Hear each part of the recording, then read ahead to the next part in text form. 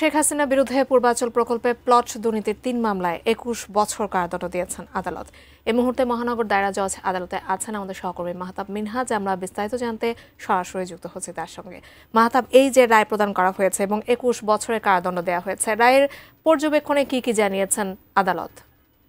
যেমনটি জানেন যে আজ মহানগর দায়রা জজ আদালতের যে বিশেষ কোর্ট রয়েছে সেই ৫ নম্বর কোর্টে কিছুক্ষণ আগে শেখ হাসিনার যে দুর্নীতি মামলা রয়েছে প্লট বরাদ্দের, সেই মামলাটির রায় পড়া শেষ হয়েছে এবং সেই রায়টি পড়েছেন ৫ নম্বর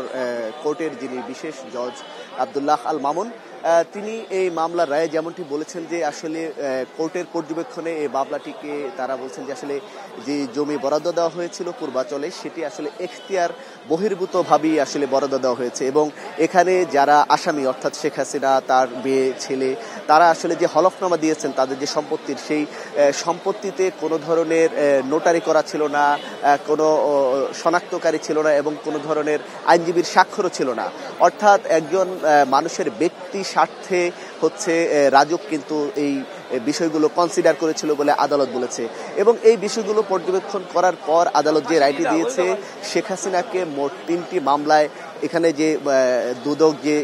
৬টি মামলা করেছে, আজকে যে 3টি মামলা, সেই 3টি মামলায় শেখ হাসিনাকে মোট 7 বছর করে 21 বছরের কারাদণ্ড দেওয়া হয়েছে এবং তার সাথে তার ছেলে সজীব ওয়াজেদ জয়কে 5 বছর কারাদণ্ডের পাশাপাশি 1 লক্ষ টাকা জরিমানা করা হয়েছে এবং তার মেয়ে সাইমা ওয়াজেদ পুতুল, তাকে শুধু 5 বছরের সশ্রম কারাদণ্ড দেওয়া হয়েছে। এছাড়া সাবেক প্রতিমন্ত্রী শরীফ আহমেদকে 3 মামলায় 6 বছর করে মোট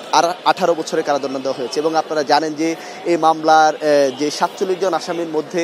একজন আসামি শুধু গ্রেপ্তার ছিলেন, যে খুরশিদ আলম, তাকে 1 বছরের কারাদণ্ড দেওয়া হয়েছে এবং এছাড়া আরও যে অর্থাৎ এই 3 মামলায় যে 47 জন আসামি, 3 মামলা মিলে এখানে মোট আসামির সংখ্যা 27 জন, তার মধ্যে বাকি 19 জনকে বিভিন্ন মেয়াদে কারাদণ্ড দেওয়া হয়েছে এবং একজন গণপূর্ত মন্ত্রণালয়ের সাবেক প্রশাসনিক কর্মকর্তা সাইফুল ইসলাম, তাকে বেকসুর খালাস প্রদান করা হয়েছে। তো আমরা এতক্ষণ আদালতের এজলাসে ছিলাম, বিচারক রায় করেছেন। কিছুক্ষণের মধ্যে এই মামলার যে বিস্তারিত বিষয়, এই বিষয়গুলো এখানে যারা দুদকের আইনজীবী রয়েছেন যিনি এবং আসামি পক্ষ থেকে যিনি নিযুক্ত শাহিনুর রহমান রয়েছেন আইনজীবী, তারা আমাদের সঙ্গে কথা বলবেন। আসলে এই মামলার আরও বিস্তারিত আমরা সেই ব্রিফিংয়ের মাধ্যমে আপনাদেরকে কিছুক্ষণের মধ্যেই হয়তো জানাতে পারবো। তা আমার কাছে